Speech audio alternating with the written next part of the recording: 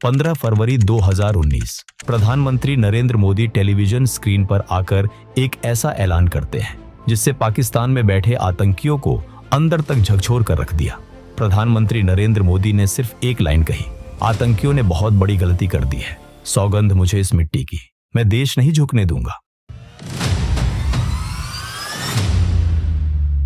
पुलवामा हमले के 24 घंटे बाद दिल्ली के 7 लोक कल्याण मार्ग पर कैबिनेट कमेटी ऑन सिक्योरिटी की बैठक चल रही थी। सवाल ये नहीं था कि बदला लेना है या नहीं, सवाल ये था कैसे और कब। पीएम मोदी ने धनोवा की आंखों में देखा और सिर्फ 2 शब्द कहे, फ्री हैंड। ऑन ऑपरेशन का कोडनेम रखा गया ऑपरेशन बंदर। 14 फरवरी 2019 दोपहर के करीब 3 बज रहे थे। जम्मू श्रीनगर हाईवे पर सीआरपीएफ के 78 वाहनों का काफिला गुजर रहा था। 2500 से ज्यादा जवान जो अपनी छुट्टियों से लौट रहे थे। कोई अपनी मां से वादा करके आया था, कोई अपनी नई नवेली दुल्हन से जल्द लौटने की कसम खाकर आया था। लेकिन लेथपोरा के पास एक मारुति इको गाड़ी उस काफिले का इंतजार कर रही थी। उसमें 300 किलो आरडीएक्स भरा था। जैसे ही बस वहां से गुजरी, धुआं, आग और मांस के लोदड़े। कुछ ही सेकंड में 40 भारत मां के सपूत हमेशा के लिए सो गए। पूरा देश सन्न रह गया। ये सिर्फ एक हमला नहीं था, ये भारत की आत्मा पर वार था। लोगों की आंखों में आंसू थे, लेकिन उन आंसुओं के पीछे एक आग जल रही थी। हर जुबान पर सिर्फ एक सवाल था, आखिर कब तक हम अपने जवानों के ताबूत उठाते रहेंगे। शाम होते होते पाकिस्तान स्थित आतंकी संगठन जैश-ए-मोहम्मद ने जिम्मेदारी ले ली। उन्हें लगा कि भारत हमेशा की तरह कड़ी निंदा करेगा, लेकिन वह भूल गए थे कि दिल्ली में अब वह सरकार नहीं थी जो डोजियर भेजती थी। प्रधानमंत्री नरेंद्र मोदी ने एक हाई लेवल सीक्रेट मीटिंग बुलाई, जहां पर तीनों सेनाओं के प्रमुख और अजीत डोभाल बैठे हुए थे। सेना प्रमुख जनरल बिपिन रावत ने कहा कि हम जमीन के रास्ते सर्जिकल स्ट्राइक कर सकते हैं, लेकिन अजीत डोभाल ने उन्हें रोका। सर, जमीन के रास्ते जाने में जोखिम है, दुश्मन सतर्क है, सरप्राइज खत्म हो चुका है। तभी वायुसेना प्रमुख एयर चीफ मार्शल बीएस धनवा ने एक प्रेजेंटेशन दी। उन्होंने कहा, सर, आसमान हमारा है, हम वहां मार सकते हैं। प्लान बहुत रिस्की था। 1971 के बाद से, यानी 48 सालों में कभी भी भारतीय वायुसेना ने एलओसी पार नहीं की थी। कमरे में सन्नाटा था, सब प्रधानमंत्री की तरफ देख रहे थे। प्रधानमंत्री ने धनोवा की आंखों में देखते हुए इस जोखिम भरे ऑपरेशन के लिए हरी झंडी दे दी।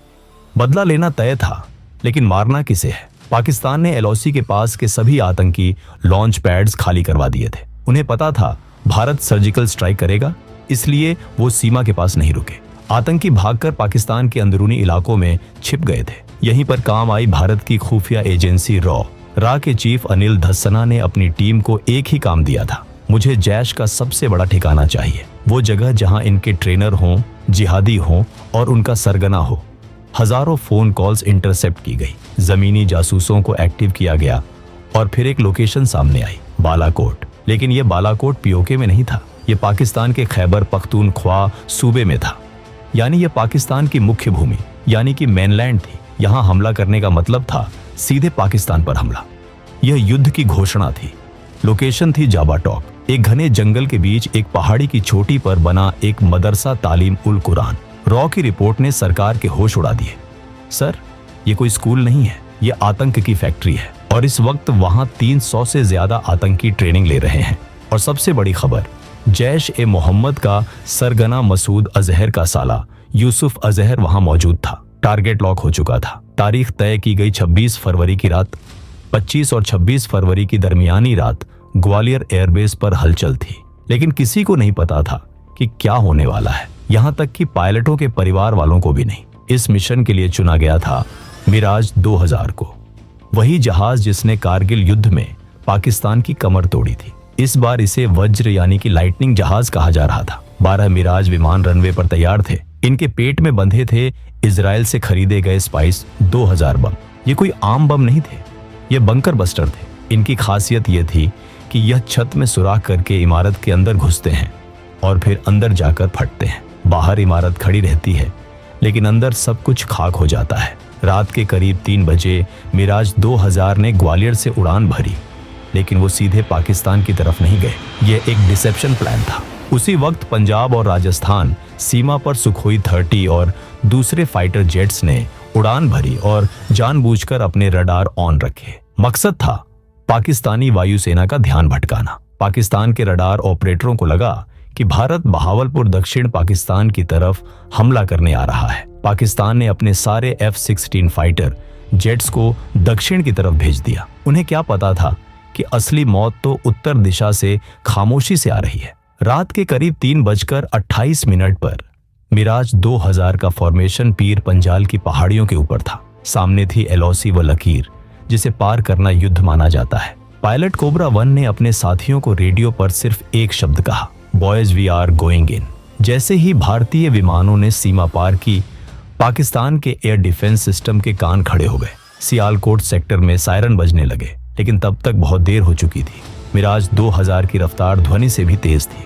वह बालाकोट के करीब पहुंच चुके थे। नीचे जावा टॉप पर 300 आतंकी गहरी नींद में सो रहे थे। उन्हें लग रहा था कि वह दुनिया की सबसे सुरक्षित जगह पर है। भारत तो सिर्फ बॉर्डर पर गोलाबारी करेगा, यहाँ कौन आएगा? उन्हें नहीं पता था कि उनके सिर के ऊपर 30,000 फीट की ऊंचाई पर उनका काल मंडरा रहा है। पायलट ने अपने ऑनबोर्ड कंप्यूटर में बालाकोट के कोऑर्डिनेट्स लॉक किए। Target lock, laser guided system active. Pilot के अंगूठे ने लाल बटन दबाया। रात के 3:30 पर आसमान से मौत बरस रही थी। 2000 बम, जिनमें से हर एक का वजन 1000 किलो था, मदरसे की छतों को चीरते हुए अंदर दाखिल हुए। यूसुफ अजहर, जो सुबह की ट्रेनिंग की तैयारी कर रहा था, अपने 300 जिहादियों के साथ जहन्नुम पहुंच गया। मिशन पूरा हुआ। पायलट ने कोडवर्ड बोला, बंदर मारा गया। उधर पाकिस्तान एयरफोर्स के F-16 अब जाग चुके थे। वो पागलों की तरह बालाकोट की तरफ दौड़ रहे थे, लेकिन भारतीय पायलट अपना काम कर चुके थे। भारतीय मिराज ने यू टर्न लिया और सुपरसोनिक स्पीड में वापस भारतीय सीमा में दाखिल हो गए। पूरे ऑपरेशन में सिर्फ 21 मिनट लगे। 21 मिनट में भारत ने इतिहास बदल दिया था। अगली सुबह 26 फरवरी को जब पाकिस्तान नींद से जागा, तो उसे समझ ही नहीं आया कि हुआ क्या है। पाकिस्तान की सेना शर्मिंदा थी। अपनी इज्जत बचाने के लिए पाकिस्तान आर्मी ने झूठ का सहारा लिया। मेजर जनरल आसिफ गफूर ने ट्वीट किया, भारतीय विमान आए थे, लेकिन हमने उन्हें खदेड़ दिया। उन्होंने हड़बड़ी में बम जंगल में गिरा दिए। सिर्फ कुछ पेड़ गिरे हैं और एक कौवा है। सच्चाई यह थी कि एम्बुलेंसों की लाइन लगी हुई थी। जले हुए शवों को ट्रकों में भरकर हटाया जा रहा था। रॉ के पास वो ऑडियो टेप्स थे। ये ऑडियो टेप सबूत थे कि बालाकोट में सिर्फ पेड़ नहीं, आतंक की जड़ें उखड़ी थी। कहानी यहीं खत्म नहीं हुई। बदले की आग में जलते पाकिस्तान ने अगले ही दिन 27 फरवरी को भारत के सैन्य ठिकानों पर हमले के लिए अपने F-16 भेजे, लेकिन वहां उनका सामना हुआ भारत के पुराने लेकिन घातक MiG-21 बायसन से, जिसे विंग कमांडर अभिनंदन ऑपरेट कर रहे थे। एक तरफ पाकिस्तान का आधुनिक F-16, दूसरी तरफ 60 के दशक का MiG-21। लेकिन मशीन से बड़ी होती है मशीन को चलाने वाले की हिम्मत।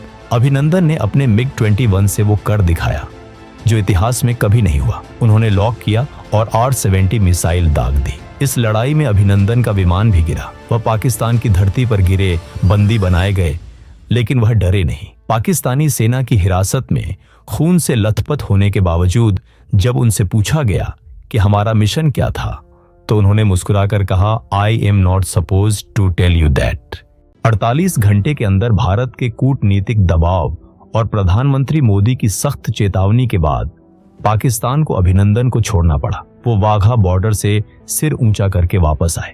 बालाकोट एयर स्ट्राइक सिर्फ एक हमला नहीं था, यह एक पैराडाइम शिफ्ट था। दशकों से दुनिया मानती थी कि दो परमाणु देशों के बीच युद्ध नहीं हो सकता। पाकिस्तान इसी की आड़ में आतंकवाद फैलाता था। लेकिन 26 फरवरी 2019 में भारत ने उस लक्ष्मण रेखा को मिटा दिया। भारत ने दुनिया को बता दिया कि अगर तुम हमारे घर में कांच फोड़ोगे तो हम तुम्हारे घर की नींव हिला देंगे। ये वो नया भारत है जो कड़ी निंदा नहीं करता। ये वो भारत है जो घर में घुसकर मारता है। पुलवामा के शहीदों की रूह को उस रात सुकून मिला होगा। जावा टॉप की वो राख आज भी गवाह है कि जब हिंदुस्तान जागता है तो दुनिया के नक्शे बदल सकते हैं। दोस्तों, अगर आपको यह वीडियो पसंद आई है तो वीडियो को लाइक कर चैनल को सब्सक्राइब कर लें और बेल आइकन को प्रेस कर लें। हम आपके लिए ऐसी ही दिलचस्प वीडियो लाते रहेंगे। जय हिंद।